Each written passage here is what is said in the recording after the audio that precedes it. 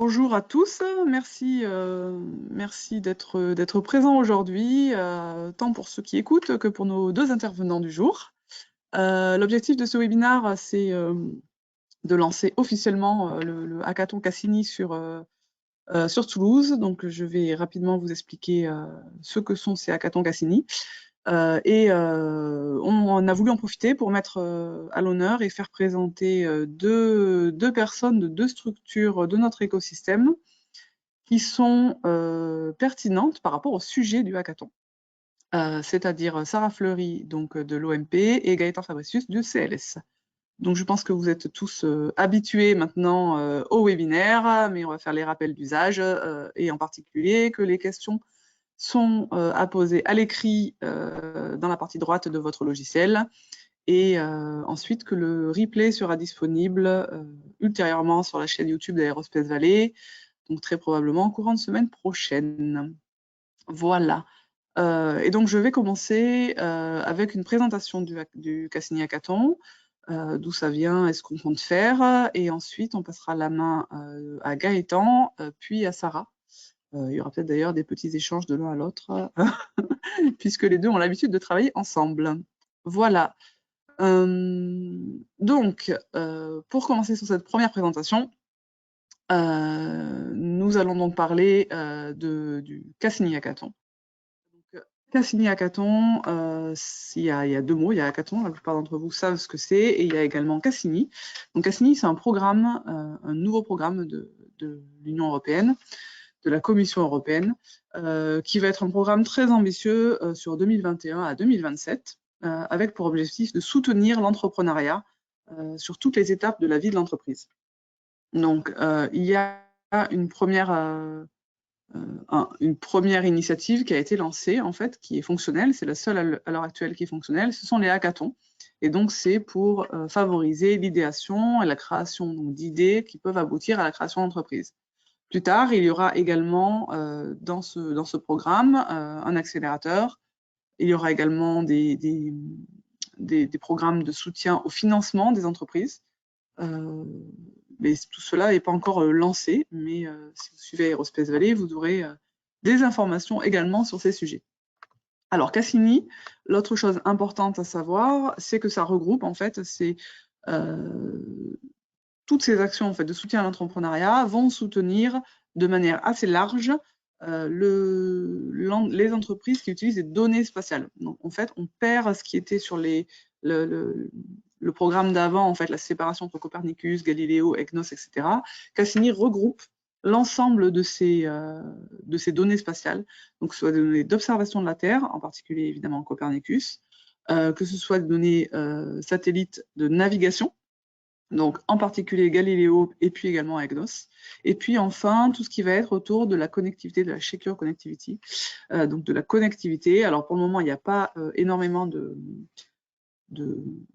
constellations en place, mais ça fait partie des objectifs également de la Commission européenne de développer tout ce qui est autour de la connectivité sécurisée par les satellites. Donc plus particulièrement, si on regarde le Cassini Hackathon, on est au niveau du Cassini Hackathon, en fait, il va y avoir plusieurs hackathons, vous en avez peut-être déjà entendu parler, parce qu'il y a déjà eu une session en juin dernier au niveau de ces hackathons. En juin dernier, il y a eu une première session qui était sur les villes, et donc en novembre arrive une deuxième session qui va être, comme vous allez le voir juste après, sur l'Arctique. Alors je ne sais pas si ça passe pas bien en fait les slides, ou Alice, sinon il faut que tu passes une slide. Merci. Donc, il va y avoir en tout sur ce programme des Cassini Hackathons 6 hackathons qui donc sont faits sur, je ne sais plus, 3 ans, en toute logique, puisqu'il y a 2 hackathons par année. En tout, 60 éditions locales, ce qui veut dire en fait qu'on a 10 éditions locales en même temps à chaque fois. Donc concrètement, cette année, donc là nous on en organise un à Toulouse, et en même temps il y a partout en Europe, dans 9 autres villes, le même week-end, sur les mêmes sujets, des hackathons. ces hackathons se veulent hybrides, local, européen en même temps. Donc hybride, c'est parce qu'on sait maintenant qu'il y a une partie digitale qui est importante et que on sait faire maintenant. Et surtout, chaque édition est sur le même thème. Donc en fait, les 10 villes qui vont travailler en même temps travaillent sur le même thème. Donc l'intérêt, en fait, c'est d'avoir un thème qui est intéressant pour la Commission européenne et plus généralement pour ces programmes qu'on a cités et qui vont donc l'idée étant d'aider à résoudre des problèmes en lien avec la société, l'industrie, plus généralement l'écosystème du spatial. Donc on peut passer à la slide d'après, qui vous allez voir en fait le sujet qui a été normalement spoilé dans, dans les mails d'invitation, puisque le sujet de ce hackathon, qui est donc le deuxième hackathon Cassini, c'est connecter l'Arctique. Donc vous voyez également les dates ça va se passer. Donc ça va se passer du 5 au 7 novembre. Alors j'ai juste coupé ma webcam pour essayer d'aider un peu le réseau. Voilà. Donc ça va se passer du 5 au 7 novembre. Donc oui. Excuse-moi juste, est-ce qu'on a des problèmes d'affichage a priori des slides? Je ne sais pas si c'est ouais. si c'est bon. Mais en fait, on les voit, il y a un décalage. Donc ouais. Mais c'est pour ça que j'ai coupé les caméras aussi. Ok, est-ce que c'est bon? On peut essayer de couper les caméras. Oui, là c'est bon. Là, on est sur le thème et challenge, donc sur lequel j'allais passer. Parfait. Donc, on reprend donc de la même manière que le programme Cassini au sens large, le hackathon. L'objectif des hackathons, c'est de réussir à utiliser les 3 grandes technologies dont j'ai parlé, donc le Copernicus, Galileo, EGNOS, et la partie Shaker Connectivity. Au niveau, et donc de les appliquer à des problématiques qui sont liées à l'Arctique. Donc pour affiner un peu ceci, en fait, il y a, donc tu peux passer à la slide d'après, il y a 3 grands thèmes, 3 grands challenges qui ont été mis en place. Donc le premier, c'est vous voyez, le Safe Passage at Sea. Donc l'idée, c'est de travailler sur tout ce qui est route maritime, de favoriser en fait le passage des bateaux de manière sécurisée avec des modifications qui sont excessivement régulières de ces zones arctiques. Alors l'idée aussi effectivement de ces grands thèmes, c'est de réussir à les lier à des problématiques de l'Arctique, mais également à des problématiques qui peut y avoir un peu plus au sens de nos écosystèmes. Donc là, on retrouve ça ici, puisque effectivement, les routes maritimes, il y a les problématiques d'optimisation de route pour l'Arctique, mais finalement, ces questions d'optimisation de route, on les retrouve également pour l'ensemble des mers et des océans, hein, puisque plus la route est optimisée et moins il y a de consommation de fuel, et donc mieux c'est pour tout le monde.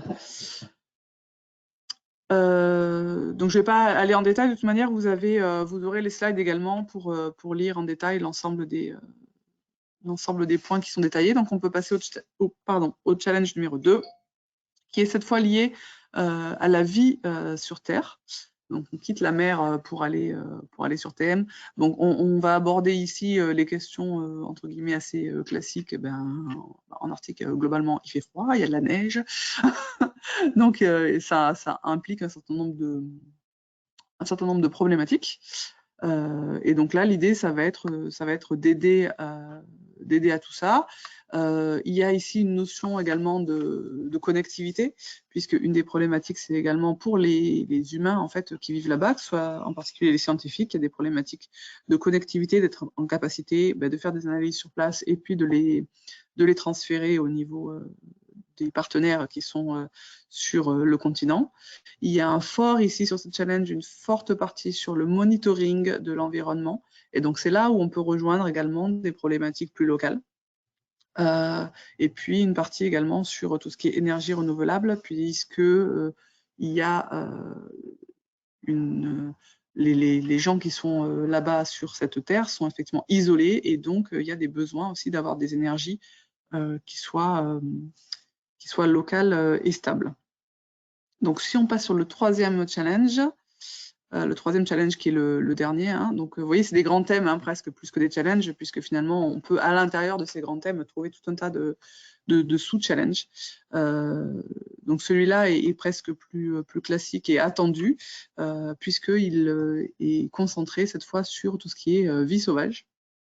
Donc, prendre soin de cette vie, qu'elle soit maritime, qu'elle soit marine plutôt, ou qu'elle soit sur Terre, qu'elle soit terrestre.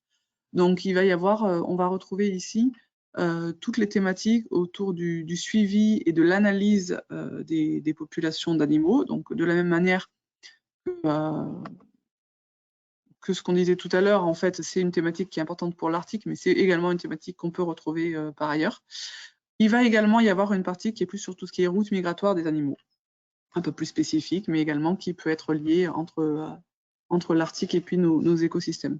Donc vraiment, l'idée de ces grands thèmes, ça a été de trouver quelque chose qui soit pertinent pour l'Arctique, mais également pour lequel il puisse y avoir un peu des solutions, entre guillemets, duales, pour que si il y a également effectivement des entreprises qui se créent ou des idées qui peuvent être récupérées par des entreprises, qu'il y ait une pertinence également en termes de business, entre guillemets, au sens plus strict et plus proche du terme.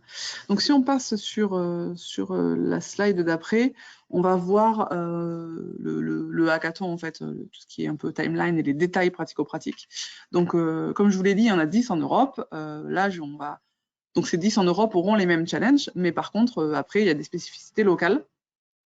Donc le nôtre, du coup, va se dérouler à Toulouse. On tente, parce que ça fait quand même 1 an qu'on fait des hackathons en distanciel, donc on a un peu envie de revoir des gens, donc on tente le hackathon en présentiel au B612, donc le centre d'innovation de Toulouse Métropole, qui est situé vers le sud de Toulouse, que vous devez sans doute connaître, qui est situé du coup proche de là où je suis, de l'OMP, de CLS, du CNES, d'Airbus, voilà.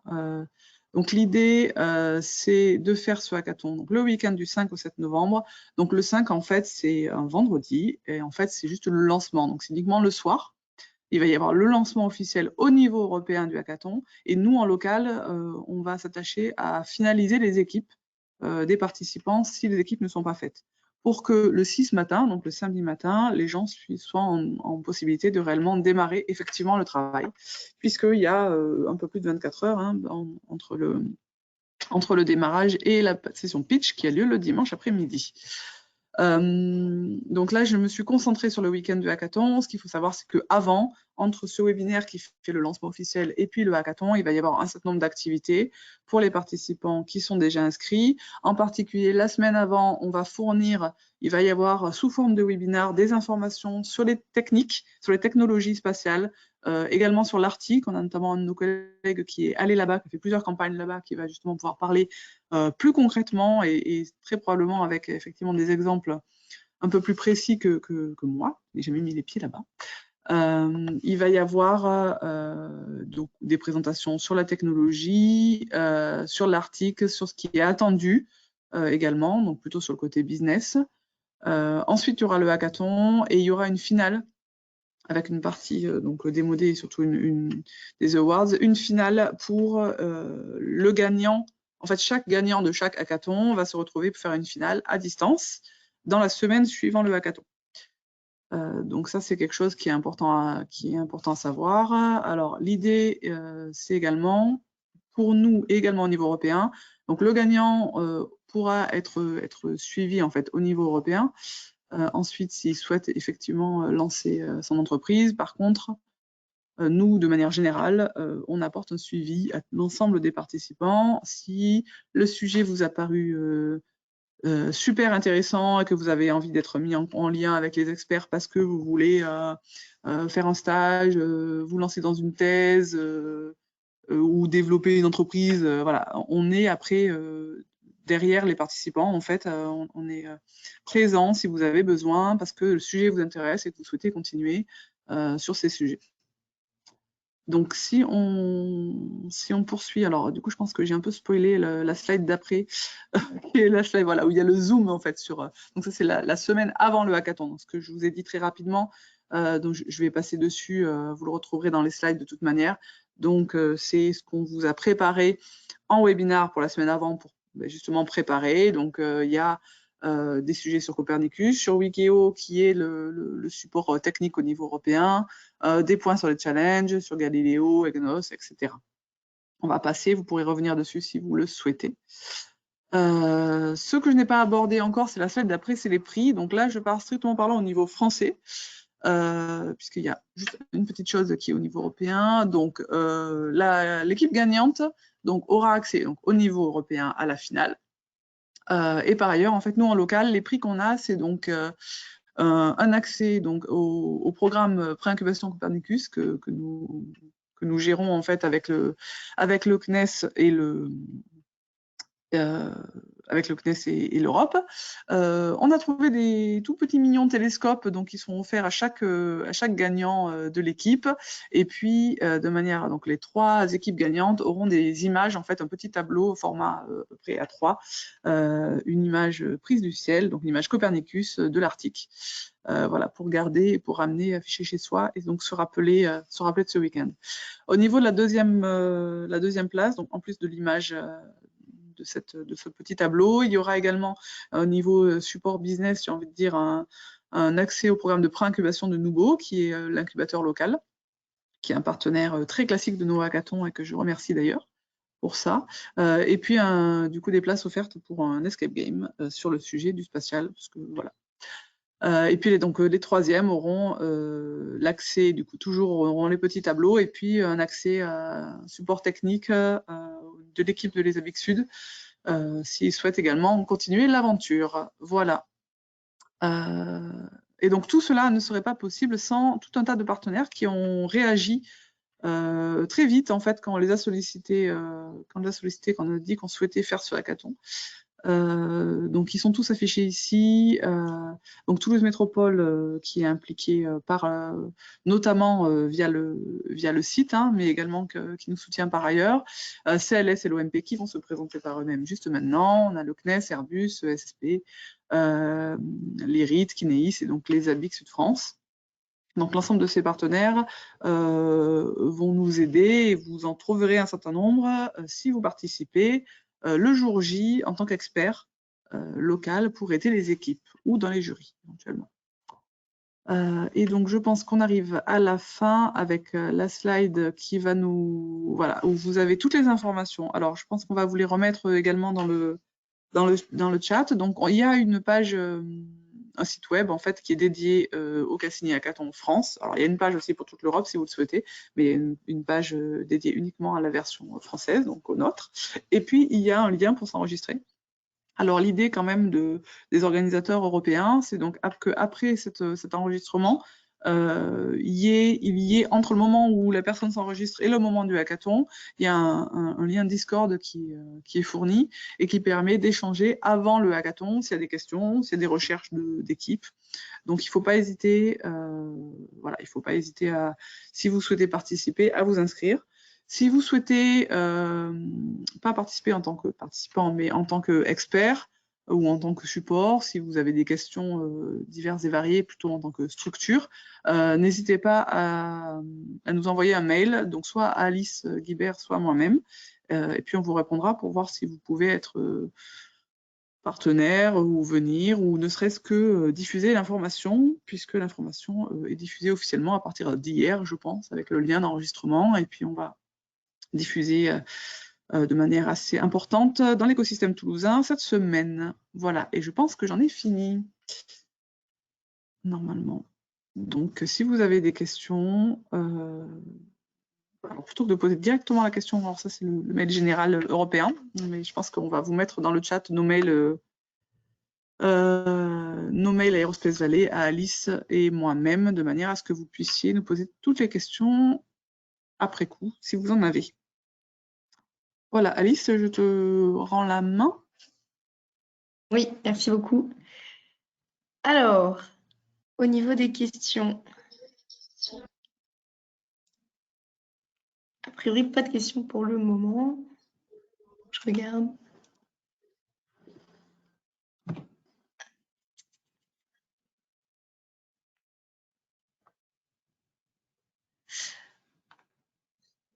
Non, j'ai pas de questions spécifiques, simplement les quelques soucis. Je m'excuse pour le l'affichage, a priori, il y avait une partie qui était coupée. Mais j'espère que le problème s'est réglé sur la fin. Et après, on enverra les diapos Oui, on à tous enverra les les gens qui étaient slides. inscrits. Avant de faire le replay, on pourra envoyer les diapos.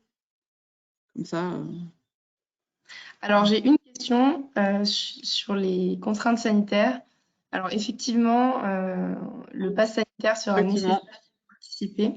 C'est quelque chose qu'on n'a pas précisé, mais en fait, voilà, dans le cadre de l'ensemble des événements qui dépassent une certaine jauge, maintenant, on est obligé d'avoir un pass sanitaire. Donc, c'est soit le certificat de vaccination, soit effectivement un test valide PCR ou antigénique pour accéder aux locaux. Mm. Parce que voilà, les participants vont passer quand même 2 jours dans un espace fermé. Donc, c'est absolument nécessaire d'avoir son pass. Mm. Voilà pour les questions pratiques. Après, on remettra tout, évidemment, toutes ces infos par mail. Bon, je pense qu'on peut passer à la présentation suivante. Donc, Gaëtan Fabritius qui va vous présenter donc, pour CLS un certain nombre de cas d'usage et d'utilisation des technologies spatiales pour l'article. Parfait. Merci Alice, merci Aude pour l'introduction. Est-ce que vous voyez bien mon écran? Oui, c'est bon, de mon côté en tout cas. Ok. Eh ben, bonjour à toutes et à tous. Je vais essayer rapidement de vous présenter qui nous sommes, nous CLS, et quel est un petit peu notre métier et nos contributions aux thèmes qui ont été mentionnés par Aude à l'instant dans le cadre de cette édition du Hackathon Cassini centré sur l'Arctique. Alors, quelques planches très rapides pour vous présenter CLS pour ceux et je pense une majorité d'entre vous qui ne connaîtriez pas le spatial. CLS, c'est d'abord historiquement une filiale du CNES, donc de l'Agence spatiale française, dont la mission est d'utiliser les données satellitaires pour monitorer la planète et ses ressources et rendre compte de l'état de la planète, des ressources vers les pouvoirs publics et les acteurs économiques qui travaillent sur la planète. Voilà. Pour rentrer un petit peu dans le détail, on a 5 domaines d'activité aujourd'hui qui sont historiquement centrés sur l'environnement et le climat. Donc je vais revenir un petit peu sur notre ADN là-dessus.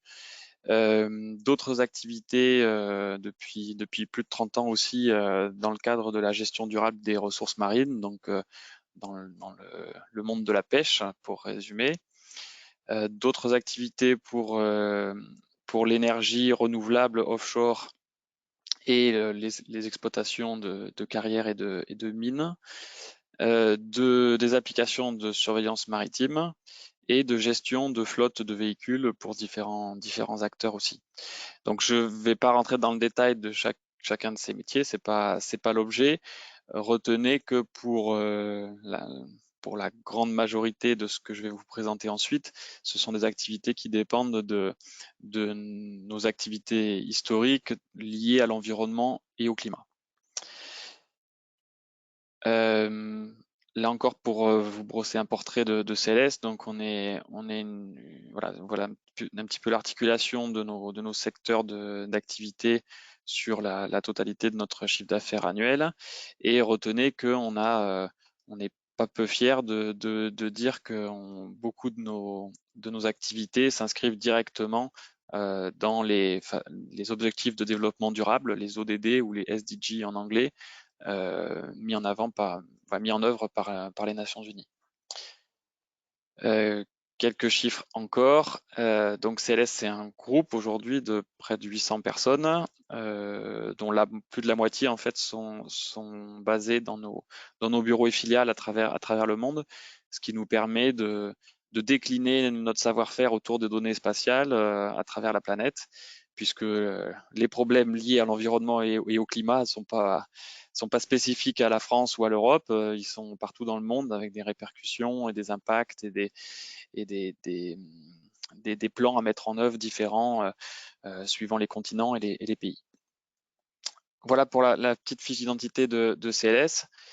Maintenant, quelques mots pour présenter notre métier. Donc, notre métier qui se décline sur historiquement les océans, la glace dont on va parler, mais la Terre aussi, c'est de collecter, traiter un maximum d'informations satellitaires venant de technologies d'observation de la Terre ou de technologies de collecte de données pour faire ce qu'on appelle de la mesure in situ et mélanger un petit peu tout ça pour rendre un service, une application pour la moitié à peu près de nos activités à destination des pouvoirs publics, des gouvernements, et pour l'autre moitié pour l'ensemble des autres acteurs qui peuvent être des acteurs économiques, des ONG, des équipes scientifiques, etc. Donc voilà de façon très, très schématique ce qu'est notre métier au quotidien. Donc il y a deux grandes technologies fondatrices un petit peu de CLS qui sont la collecte de données au travers du système Argos, donc la balise Argos qui est généralement un petit peu connue dans le spatial. Donc ça c'est vraiment notre histoire, notre historique, mais aussi, et c'est ce qui illustre cette planche, l'altimétrie spatiale. Donc la petite animation avec la courbe un peu effrayante de montée du niveau moyen des mers dans le temps, qui sont donc une expertise que l'on a d'ailleurs conjointement avec nos collègues du LEGOS, et donc Sarah vous le présentera plus en détail, et aussi avec le CNES. Donc c'est plusieurs décennies maintenant d'expertise reconnue à l'international pour mesurer avec une très grande précision cette élévation moyenne du niveau des mers et les phénomènes régionaux associés. Donc pourquoi je vous parle de ça? Parce que ça a un impact évident aussi sur les pôles et sur l'Arctique, et je vais y venir rapidement. Donc de façon générale, toutes les technologies d'observation de la Terre sont utiles dans l'Arctique, et à CLS, on les combine toutes, donc que ce soit l'optique, le radar, les radiomètres ou les altimètres. Et donc c'est un petit peu la marque de fabrique de CLS, et c'est un petit peu l'enjeu d'un hackathon, hein. C'est ce que Aude a expliqué en préambule, c'est de favoriser la combinaison de technologies spatiales pour résoudre un problème, apporter un complément d'information à différents acteurs, encore une fois, pouvoir public ou acteurs économiques. Donc ça, c'est vraiment ce qui est fait au quotidien chez CLS. Alors, je ne vais pas rentrer tellement dans le détail, mais il y a beaucoup de choses qu'il faut observer quand on s'intéresse à la physique des pôles. Et donc je laisserai Sarah le présenter plus en détail puisqu'elle est bien plus experte que moi. Mais il y a toutes ces dimensions, voilà, de niveau moyen, d'enneigement, d'épaisseur de glace, etc. Qu'il faut, et seuls les satellites permettent d'avoir une image assez globale sur ces différentes variables et de pouvoir les combiner pour en déduire un certain nombre de choses qui ont des impacts très forts pour l'ensemble de la planète et de toutes les entités qui s'en préoccupent. Donc je ne rentre pas plus dans le détail ici, je répondrai à vos questions si besoin, et je laisserai surtout Sarah compléter mon propos. J'ai rajouté juste cette slide pour illustrer, peut-être pour ceux qui ne sont pas habitués, ce que vous voyez à gauche, c'est une image satellite SAR, donc radar. Et voilà le type d'analyse systématique que l'on fait. Alors cette fois-ci, pas tellement dans un contexte, j'allais dire un petit peu scientifique, mais ici pour des activités très concrètes liées à la route du Nord et aux activités économiques qui peuvent être menées en Arctique. Et donc ce que vous voyez, c'est la détection d'icebergs pour en estimer la taille, la densité, où il se trouve, la dérive éventuelle, etc. Et d'avoir une petite vignette associée à chaque point, à chaque pixel que vous voyez sur une image comme celle-ci. Et comme vous vous en doutez, le réchauffement climatique n'aidant pas, il y a de plus en plus d'icebergs comme ça qu'il nous faut pouvoir monitorer pour nos clients qui ont besoin de ce genre d'informations. Alors je passe au deuxième volet que j'ai évoqué, qui est structurant chez nous, lié à notre ADN Argos. Donc Argos, c'est un système de collecte de données par satellite très, très robuste, très résilient, qui a un track record très important. Et ces quelques chiffres pour illustrer que aujourd'hui encore, c'est un système de référence pour ce que l'on appelle plus communément aujourd'hui l'IoT spatiale, en particulier pour le suivi des mammifères marins et de façon plus emblématique, beaucoup d'animaux qui sont dans les pôles sont géolocalisables grâce au système Argos qui, vous le verrez dans l'animation qui suit, a le bon goût d'être un système à orbite polaire, orbite basse, donc avec des satellites qui passent au-dessus de l'Arctique très régulièrement pour collecter la donnée émise par des tags ou des trackers, des émetteurs qui sont mis en œuvre, soit sur de l'instrumentation océanographique ou glace, et je vais vous montrer quelques images pour l'illustrer, soit sur des mammifères marins pour comprendre, les comprendre pour mieux les protéger, c'est un petit peu le slogan, et accompagner en tout cas les scientifiques dans leurs travaux. Donc pour mettre ça un petit peu en image, voilà un petit peu tout type de ce qu'on appelle plateforme, tout type d'objets qui sont connectés aujourd'hui avec le système Argos. Donc vous voyez que ce soit des animaux marins ou oiseaux ou terrestres, des navires, puisque voilà, le réchauffement climatique, comme je le disais, ouvre de plus en plus d'appétit et de possibilités dans les pôles, je vais y revenir, ou de l'instrumentation scientifique, que ce soit l'instrument que vous voyez à gauche en rouge, ou des profileurs en bas à gauche, ou ce qu'on appelle des gliders, donc des planeurs sous-marins que vous voyez en haut à gauche en jaune. Donc tout ça, ce sont des plateformes qui sont instrumentées, qui remontent de la donnée in situ, que ce soit la salinité, la température, la pression, etc. Et qui alimentent ensuite des réseaux météo ou scientifiques ou océanaux pour faire avancer la science, on va dire. Voilà un petit peu. Quelques mots aussi d'actualité sur Argos. Donc on a, je le disais, un legacy très fort avec le système Argos, mais il est en pleine mutation au travers d'une société sœur de CLS qui s'appelle Kineis, que l'on a lancé conjointement avec le CNES et d'autres partenaires il y a 2-3 ans maintenant, et qui ambitionne, et c'est très bien parti, de lancer la constellation suivante avec 25 nanosats qui vont être lancés début 2023, permettant le renouvellement de la constellation Argos et de compléter la constellation Argos actuelle, et système qui présente beaucoup de caractéristiques très importantes dans la thématique qui nous réunit là sur l'Arctique, liées, comme je disais, à la géométrie avec des satellites Léo, la géométrie de la constellation, mais aussi un système qui est bien adapté et qui a fait ses preuves dans des environnements très difficiles que sont les pôles. Alors, à retenir aussi pour les non-initiés, Argos, c'est un système, Argos et Kineis est un système de géolocalisation indépendamment de sous-systèmes de navigation tels que Galileo ou GPS. Modulo une précision de localisation qui est bien inférieure, mais qui, pour un certain nombre d'applications, n'est pas critique. Ensuite, Argos Kineis, c'est un système de collecte de données via de tout petits messages, c'est pour ça qu'on appelle ça l'IoT spatiale, pour remonter une donnée, comme je le disais tout à l'heure, de salinité, de pression, de température.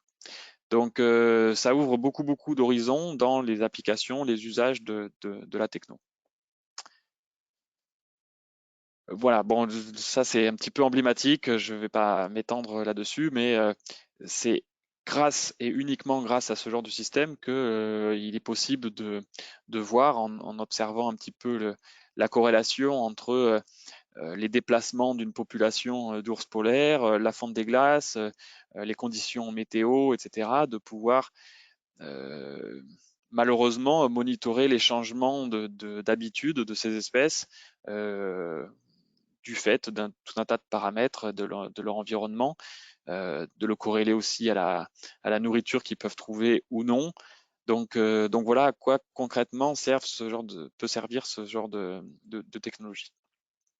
Et enfin, quelques mots pour pas être trop long sur une troisième composante que Aude aussi a mentionné en introduction.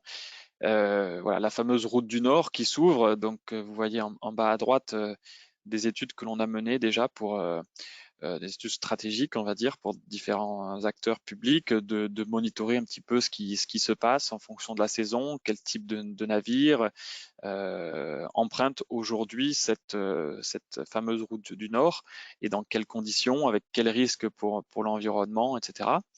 De façon plus anecdotique, même si ça se passe à l'opposé au pôle Sud, on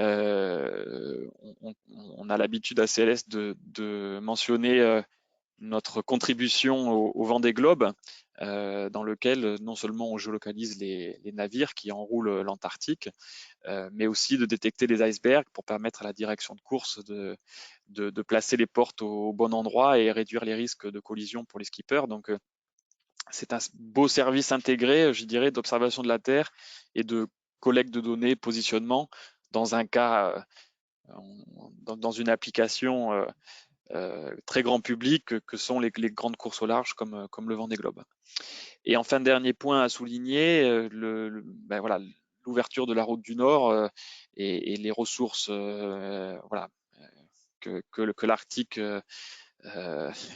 garde précieusement sont de plus en plus menacées, donc de plus en plus d'activités humaines se déportent vers le nord, avec les inquiétudes pour l'environnement et de sécurité que cela pose. Et donc il y a des conventions internationales qui obligent tout navire qui irait dans ces zones-là à être connecté à un service de safety de la navigation qui s'appelle le GMDSS. Et donc, un certain nombre de réseaux satellitaires actuels ne permettent pas, puisque ce sont des satellites géostationnaires, ne permettent pas de couvrir les pôles. Donc, cela voilà, redistribue un petit peu les cartes dans les technos spatiales qui sont mises en œuvre pour permettre, même à de très hautes latitudes, de bénéficier de services de sécurité de la navigation qui sont déjà établis à l'échelle internationale. Et je l'ai pas dit, moi là, que ce soit le tourisme, le shipping et de plus en plus la pêche aussi qui se déporte dans des zones comme ça. Donc un certain nombre de problématiques et j'espère que vous serez amené à y réfléchir dans le cadre du hackathon. Voilà, je vous remercie et puis je répondrai à vos questions et je passe la main à Sarah pour détailler un petit peu plus l'observation de la Terre. Merci à vous. Merci beaucoup, Gaëtan. Alors, si vous avez des questions relatives à la présentation de Gaëtan, n'hésitez pas à la poser. J'en profite entre-temps pour répondre à l'une des questions qui avait été posée précédemment, plutôt sur le côté pratico-pratique du hackathon. Donc, la question concernait la taille des équipes. Alors, nous, on conseille des équipes de 3 à 5 personnes maximum. Voilà, parce qu'au-delà, on trouve que c'est un petit peu trop. Donc, ce sera également une info qu'on ajoutera sur le site internet de l'édition française. Voilà. Et puis, Gaëtan, si d'autres questions émergent d'ici la fin de la présentation, on y reviendra. Merci beaucoup. Parfait. Alors. Oui, bonjour. Je vais prendre la suite. Vous m'entendez? Oui, très bien. Ok. Et je pense que vous voyez les slides. Voilà. Donc moi, je vais vous parler de la mesure de la banquise par altimétrie spatiale, donc, qui est une technique un petit peu spécifique. J'espère que je ne vais pas être trop technique. On verra. Je vais quand même faire d'abord un petit peu une présentation générale.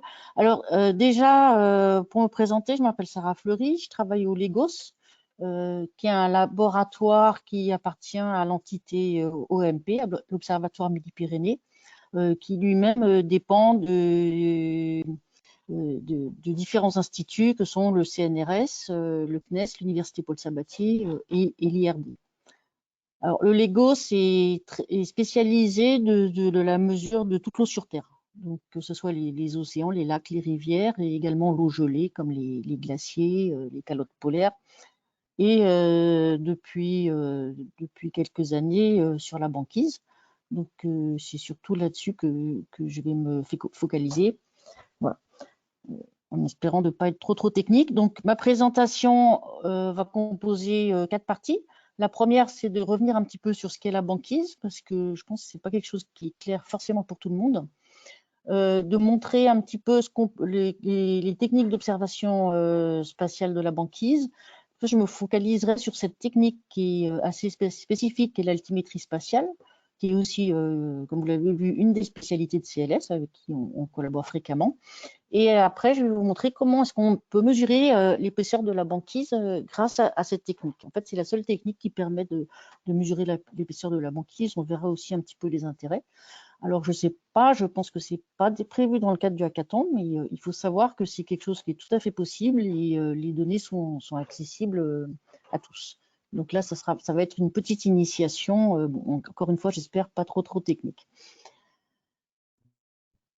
Alors, d'abord, qu'est-ce que c'est que la banquise? Alors là, je vous montre un certain nombre d'images et je vous propose de faire… excusez-moi, je ne sais pas pourquoi ça quitte le mode plein écran, j'y retourne. Donc, c'est un petit exercice qu'on pourrait faire un petit peu comme sur Internet lorsqu'on doit vérifier qu'on n'est pas un robot. On nous demande où se trouvent les feux rouges, les ponts, etc. Donc, la question, c'est dans ces 5 images, est-ce que vous voyez de la banquise quelque part? Voilà, comme c'est pas censé être une présentation interactive, vous n'allez pas pouvoir me répondre, donc je vais répondre pour vous. Donc, pour l'essentiel, ça, il n'y a pas de banquise. C'est essentiellement des icebergs, sauf peut-être dans l'image en bas à gauche, où vous voyez 2 sortes de zones blanches. Et en fait, ici, on voit un iceberg tabulaire. Ici, c'est un iceberg. C'est pas de la banquise. Je vais vous expliquer un peu la différence après. Donc, c'est un iceberg tabulaire qui ressemble un peu à celui qui est sur l'image de droite.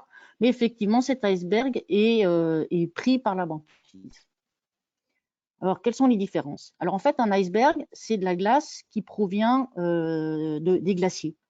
Donc, les glaciers, comme vous le savez, s'écoulent, hein, que ce soit les glaciers de montagne ou bien les glaciers de calotte polaire en Antarctique ou dans le Groenland, s'écoulent. Et puis, donc, quand les glaciers sont proches de la mer, ils vont s'écouler en mer. Et donc, ils vont rejeter, on appelle ça vêler, ils vont rejeter des blocs de glace qui peuvent être des tout petits grôleurs ou des monstres qui peuvent faire, comme c'est arrivé il y a 2-3 ans en Antarctique, qui peuvent faire la moitié de la taille de la Corse, par exemple. Voilà. Et donc, ces icebergs sont composés d'eau douce et peuvent avoir des dimensions très variables, hein, de quelques centimètres à plusieurs centaines de kilomètres. Et donc, on va les trouver autant au pôle nord qu'au pôle sud, mais à condition qu'il y ait de la terre pas trop loin. Alors, au contraire, la banquise, elle, se forme à la surface de l'océan à partir de l'eau de mer. Donc, elle va se former uniquement dans les zones polaires où, durant l'hiver, il n'y aura quasiment pas de présence de soleil, voire pas de soleil du tout, si jamais on est au-dessus de 66 degrés nord, au-dessus des cercles polaires. Et donc, on va se retrouver dans une nuit polaire avec des températures extrêmement froides qui vont amener à l'eau de mer à geler en surface. Donc, la banquise, elle, va jamais atteindre des très grandes épaisseurs. Les épaisseurs typiques qu'on rencontre, ce sont de 1 à 2 mètres en moyenne. Alors ici, oui, alors si jamais vous travaillez sur la banquise, il faut s'habituer à voir le monde sous des projections polaires, hein. Donc à gauche, vous avez une vue de la Terre du pôle Nord, avec le Groenland en dessous, et puis entouré par les continents américains et asiatiques. Et puis à droite, vous avez une vue polaire depuis le pôle Sud, où on voit le continent antarctique et la banquise autour. Donc ces deux pôles ici sont très différents. Dans un cas, on a de la mer qui est entourée de terre au nord, tandis qu'au sud, on va avoir de la terre qui va être entourée de mer et qui, durant l'hiver austral, hein, qui se passe en fait pendant notre été dans l'hémisphère nord, va permettre de développer la banquise. Donc c'est la zone blanche que vous voyez autour de l'Antarctique ici. Alors ici, on a deux animations. J'espère que les débits vont être suffisants pour les voir. Donc ici, ce qu'on peut observer, c'est que ces banquises vont avoir des cycles saisonniers. Donc, comme je vous l'ai dit, la banquise va se développer pendant l'hiver. Et puis, durant l'été, elle va fondre jusqu'à un certain niveau. Et puis, elle va reprendre un cycle saisonnier comme ça, d'une année sur l'autre. On a la même chose dans l'hémisphère sud. J'espère que les animations se passe bien pour vous ici. Alors, on peut remarquer des différences si jamais l'animation va jusqu'au bout. C'est que dans l'hémisphère nord, il va toujours rester de la banquise. Parce que la banquise se trouve donc très près des pôles et dans une zone très froide, sur un océan qui est libre vraiment au pôle.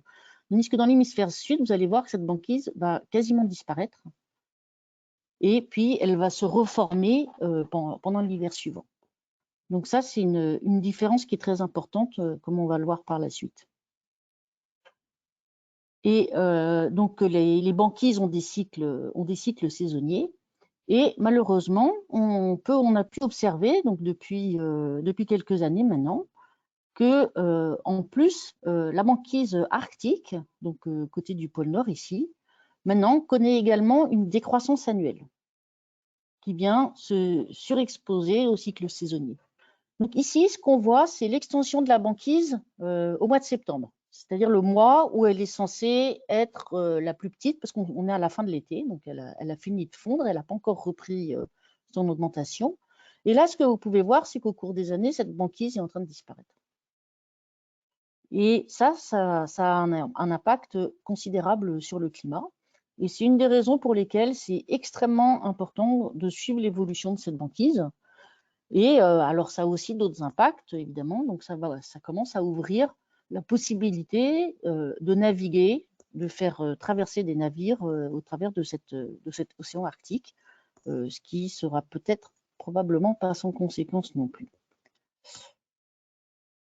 Alors ça, c'est une autre visualisation de la réduction de la banquise arctique avec une autre animation qui est un petit peu plus ancienne, mais qui est résumée par la figure en bas à droite, où on voit en blanc l'extension de la banquise arctique en septembre 2012 et la ligne en rouge correspond à l'extension de la banquise pendant la moyenne pour ce même mois pendant la décennie précédente. Donc on voit qu'il y a eu une réduction quasiment déjà d'un facteur 2 de cette banquise arctique pendant l'été et on pense qu'elle va disparaître complètement d'ici une vingtaine d'années. Il reste néanmoins quelques incertitudes au niveau des modèles de banquise. Donc déjà, la banquise, en particulier la banquise en Arctique, est un des premiers témoins du réchauffement.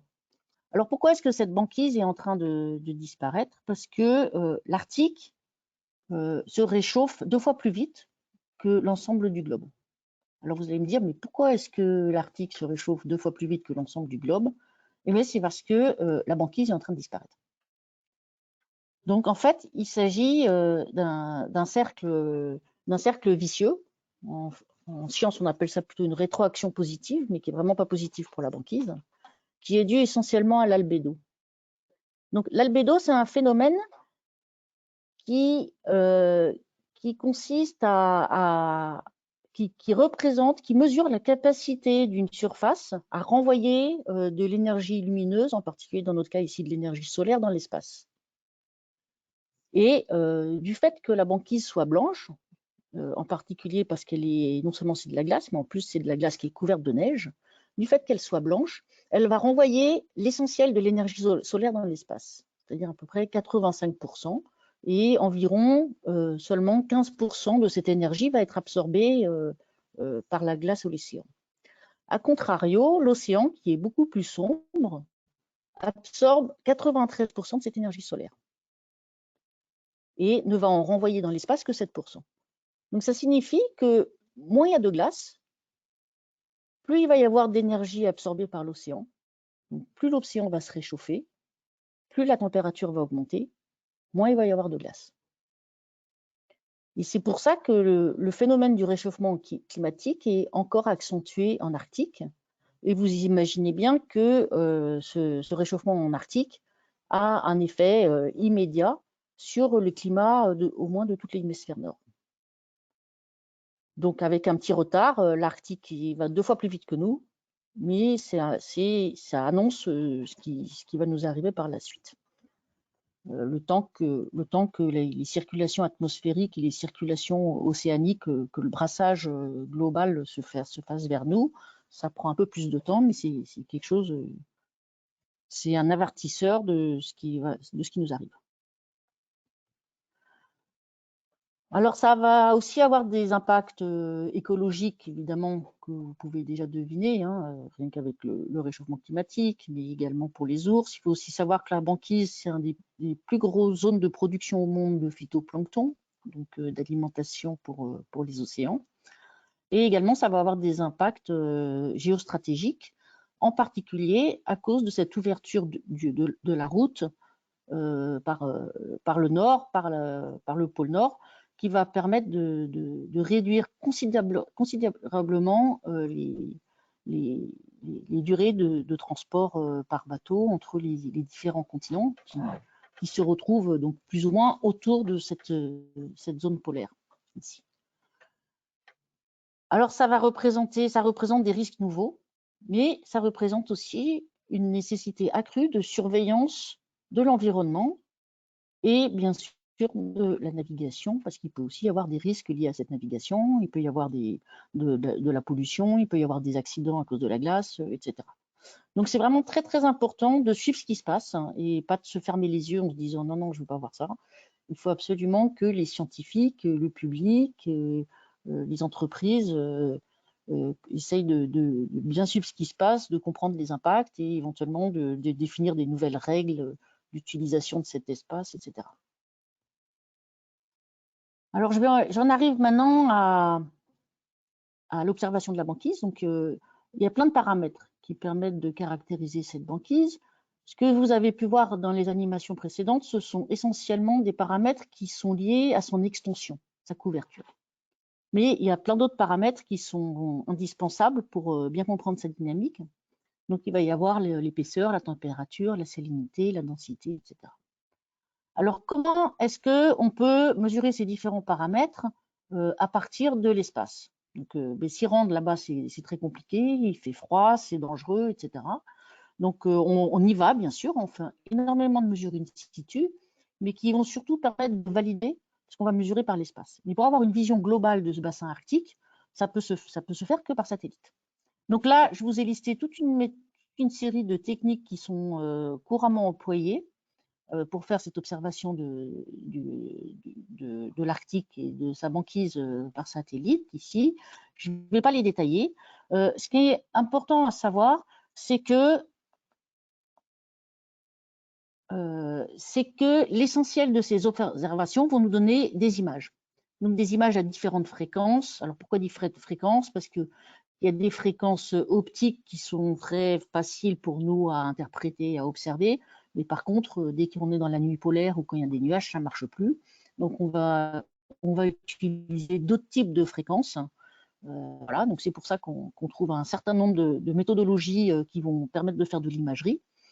Par contre, il n'existe qu'une seule technique qui permette de retrouver la troisième dimension, c'est-à-dire l'épaisseur, c'est l'altimétrie.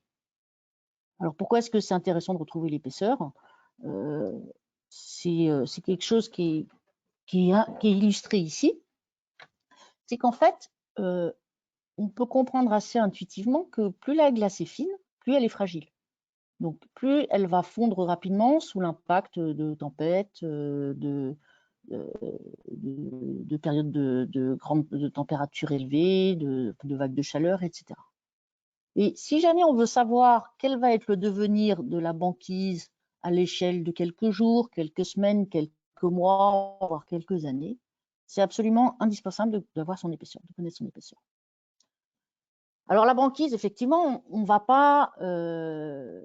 se contente pas de la regarder, on essaye aussi de la modéliser dans le cadre de systèmes complexes de modélisation du climat qui fait intervenir des modèles d'océan, des modèles de l'atmosphère et également des modèles de la banquise.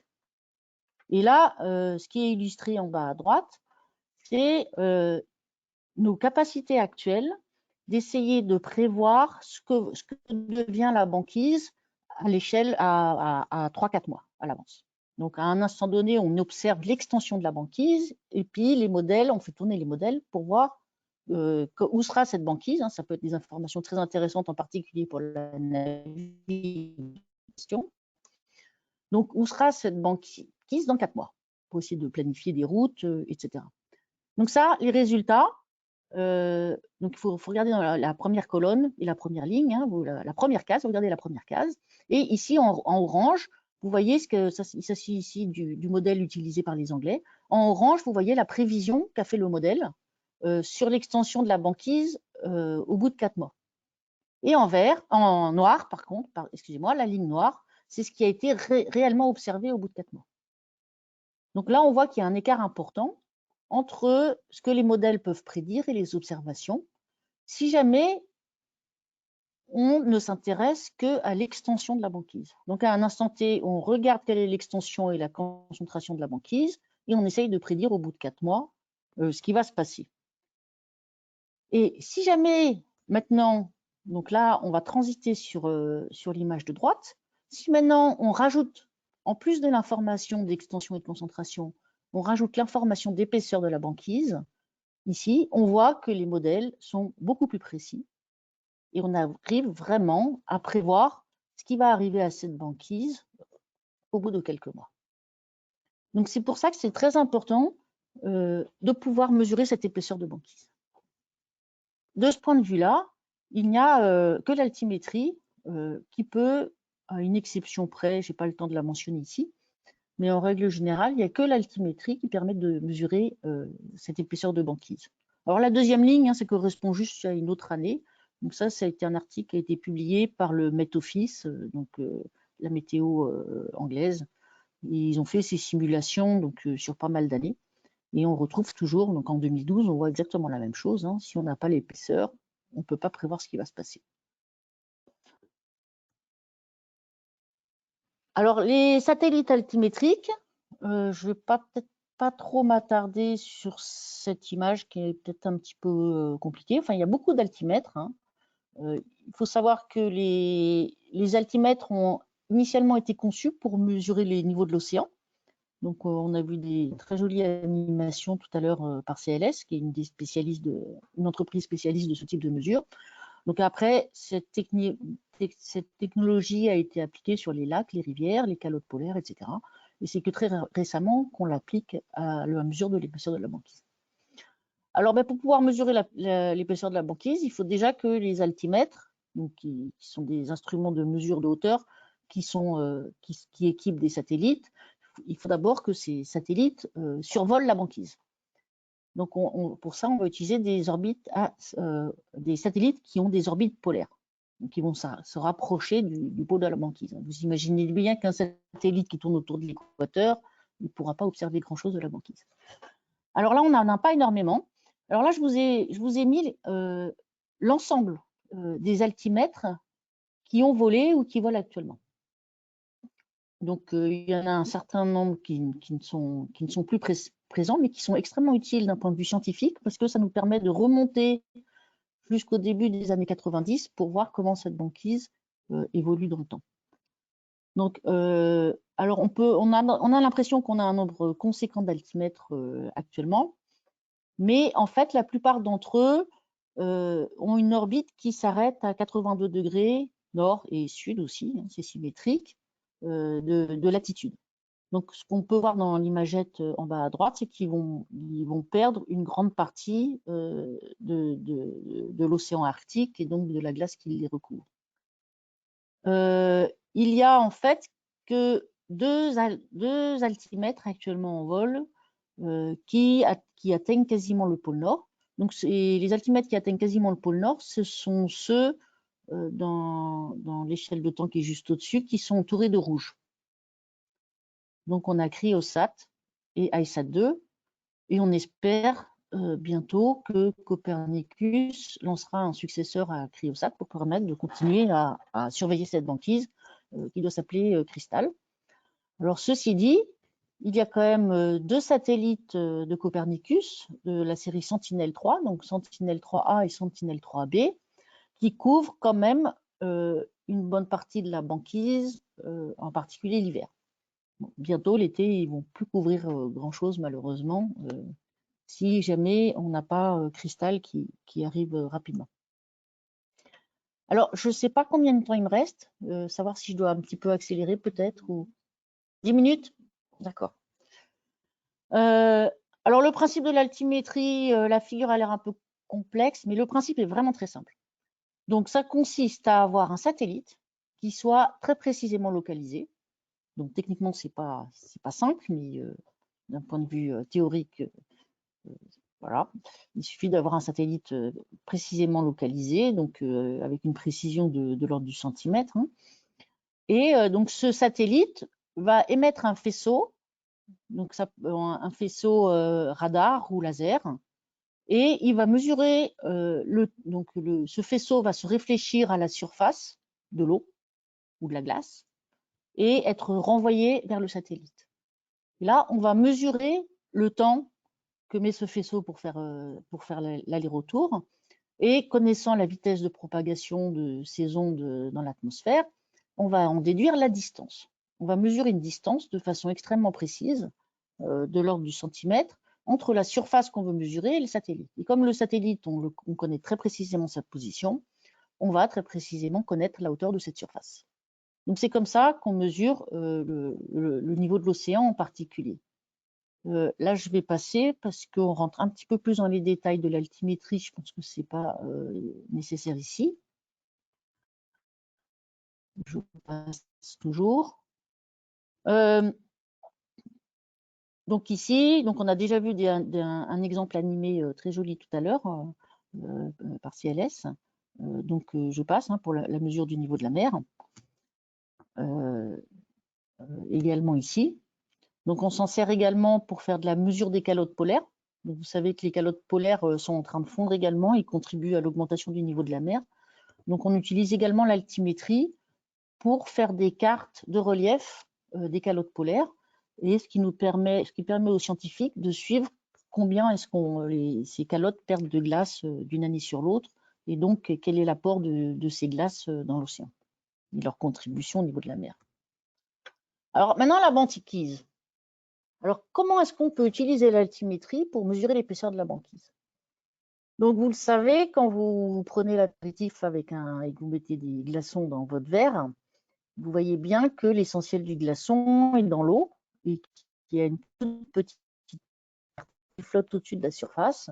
C'est exactement la même chose que pour la glace. Hein. La glace, en fait, c'est de l'eau gelée qui a quasiment la même densité que l'eau, qui est un petit peu plus léger que l'eau parce qu'elle est un peu plus légère que l'eau parce qu'elle enferme des bulles, quelques bulles d'air, ce qui la rend très légèrement plus légère. Mais en pratique, en fait, il y a, alors ça dépend de la densité de la glace, qui est un petit peu variable quand même, mais en gros, vous allez avoir que 10% de la glace qui sera au-dessus de l'eau et 90% qui sera sous l'eau. Ce qu'il faut savoir, c'est qu'avec les capteurs qui sont dans l'atmosphère, et pire encore quand ils sont sur un satellite dans l'espace, quasiment aucun de ces capteurs n'est capable d'émettre une onde qui va pénétrer l'eau. Donc en fait, tout ce qu'on peut mesurer se situe nécessairement au-dessus de l'eau. Alors nous, on veut savoir ce qui se passe essentiellement en dessous de l'eau. Alors comment est-ce qu'on va procéder? Donc ici en particulier, je vous avais déjà indiqué que l'épaisseur moyenne de la banquise, ça dépend un petit peu des régions, mais c'est de l'ordre de 1 ou 2 mètres. Et donc, au-dessus de l'eau, on n'en a que 10%. Donc, on va voir au-dessus de l'eau, il va y avoir que 10 ou 20 cm qui vont dépasser au-dessus de l'eau. Donc, comment faire pour retrouver cette épaisseur, sachant que finalement, on n'en voit qu'une toute petite surface au-dessus. Alors là, on utilise la technique qu'on appelle la technique du franc-bord. Alors, le franc-bord, c'est la partie qui est émergée au-dessus de l'eau, de la glace. Donc ici, alors c'est très très schématique, hein. Ici, vous avez un morceau de glace en bleu un peu sombre qui flotte dans de l'eau, ici en bleu un peu plus clair. Alors, les proportions ne sont pas très bien respectées, hein. Mais en gros, le franc-bord, donc c'est la partie qui émerge de l'eau, qui dépasse de l'eau. Et donc nous, ce qu'on veut, c'est connaître l'épaisseur totale de cette glace. Alors pour cela, en fait, ce qu'on va faire, c'est que grâce à l'altimètre, on va mesurer la hauteur de la glace et on va mesurer la hauteur de l'eau dans les fractures de la glace. Donc la glace, c'est quelque chose la glace de mer, la banquise, c'est quelque chose de très dynamique qui est secoué par les vents, par les courants et qui se fracture, qui se reforme, etc. Et donc qui va présenter de nombreuses fractures qui va nous permettre de mesurer l'eau. Donc et après, donc en calculant la différence entre la hauteur de l'eau et la hauteur de la glace qui dépasse au-dessus de l'eau, on va pouvoir mesurer ce franc-bord. Donc de l'ordre de quelques centimètres à 20, 30, dans les cas des glaces les plus épaisses, 40 cm ici. Et si on connaît la densité de la glace par rapport à la densité de l'eau, on peut en déduire l'épaisseur totale de la glace. Voilà, donc ça c'est l'équation d'hydrostatique, qui est une équation qui est vraiment très simple, hein, qui est écrite ici en bas à droite, qui dépend uniquement de la densité relative de l'eau et de la glace pour retrouver l'épaisseur.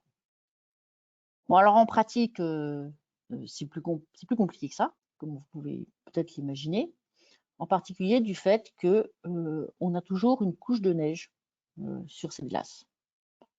Et donc, selon les capteurs qu'on va employer, on va mesurer la hauteur de la glace ou éventuellement la hauteur de la glace plus de la neige.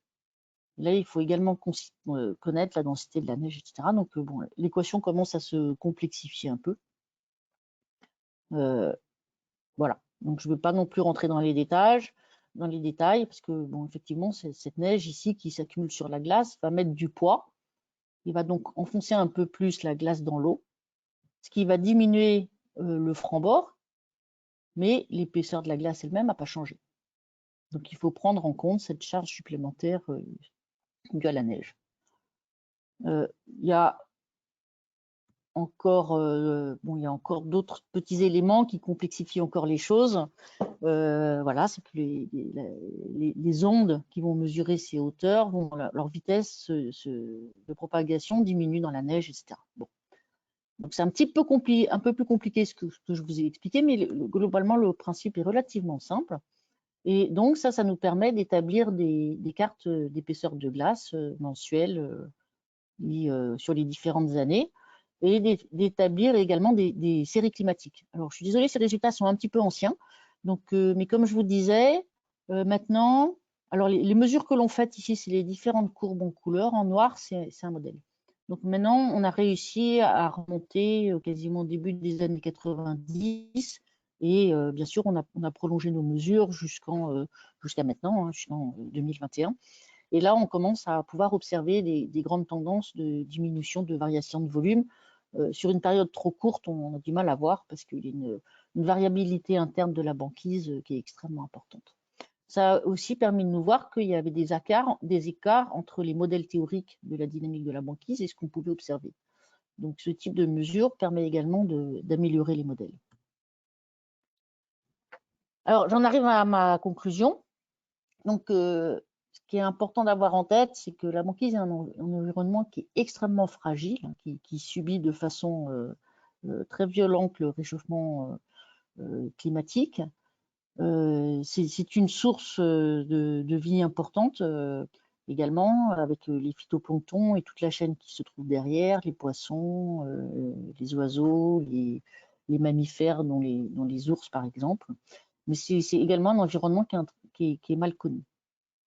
Je vous ai dit que la banquise se se reformait tous les ans pendant l'hiver. Et pourtant, elle est en train de diminuer. Et en fait, elle est en train de diminuer, c'est parce que jusqu'à présent, il y avait toujours de la banquise pluriannuelle, c'est-à-dire la banquise qui était suffisamment épaisse pour survivre aux étés et qui reste présente pendant l'hiver. Donc, c'est de la banquise qui va être beaucoup plus épaisse, et cette banquise pluriannuelle est en voie de disparition. Donc, c'est cette partie qu'on est en train de perdre, et c'est pour ça que bientôt, d'ici une vingtaine d'années, on n'aura probablement plus de banquise du tout durant l'été. Et bien évidemment, le temps qu'elle se reforme l'hiver, elle ne pourra jamais atteindre les extensions et les volumes qu'elle avait précédemment. Donc, ce qui accentue le réchauffement, c'est l'albédo. Mais par contre, ça ouvre des nouvelles voies pour la navigation. Donc, c'est très important de suivre l'évolution de cette banquise pour permettre une meilleure protection de cet environnement qui a des impacts très forts sur notre climat et sur la biodiversité. Donc, suivre son évolution et d'aider à sa protection. Et il faut absolument que ce soit les scientifiques, mais également l'ensemble de la population qui soit avertie de cette fragilité. Alors, il y a de très nombreuses données d'observation spatiale qui sont librement accessibles. Donc, effectivement, il y a les satellites Sentinelle de Copernicus, mais il y a également des satellites du CNES, de l'ESA et de la NASA. Et toutes ces mesures altimétriques sont librement accessibles. Donc, ça vaut vraiment le coup de se former avec, il y a des très nombreuses applications possibles derrière. Concernant l'altimétrie polaire, donc cette altimétrie qui nous permet de reconstituer la troisième dimension des épaisseurs de glace, que ce soit de la glace de mer ou des calottes ou des glaciers. Donc il y a beaucoup moins d'altimètres qui permettent de le faire. Donc actuellement en vol, on a Cryosat 2, SARAL que j'ai pas mentionné. Donc Cryosat 2, c'est un projet de l'ESA, SARAL c'est un projet du CNES et de l'ISRO, de l'Agence spatiale indienne. ICESat 2, c'est un projet de la NASA, des Américains. Et donc Sentinel-3 A et B qui sont des projets de Copernicus. Il faut savoir que c'est pas trivial, mais les données de tous ces satellites altimétriques sont disponibles. Voilà, je vous remercie. J'espère que je n'ai pas été trop longue. Si vous avez des questions.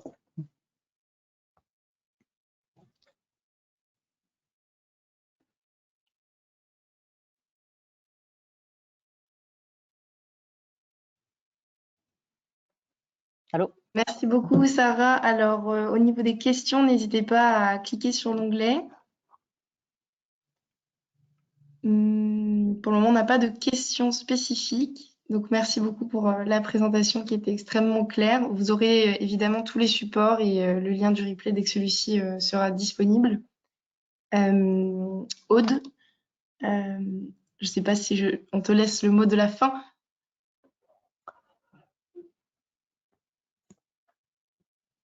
Si tu veux, je pense que j'ai pas rallumé. Si c'est bon, j'ai rallumé. Je voudrais juste remercier encore nos deux intervenants. Je trouvais ça vraiment très intéressant. Je suis sûre que ce sera très utile pour les participants. Donc, merci à tous. Bon appétit et bonne journée.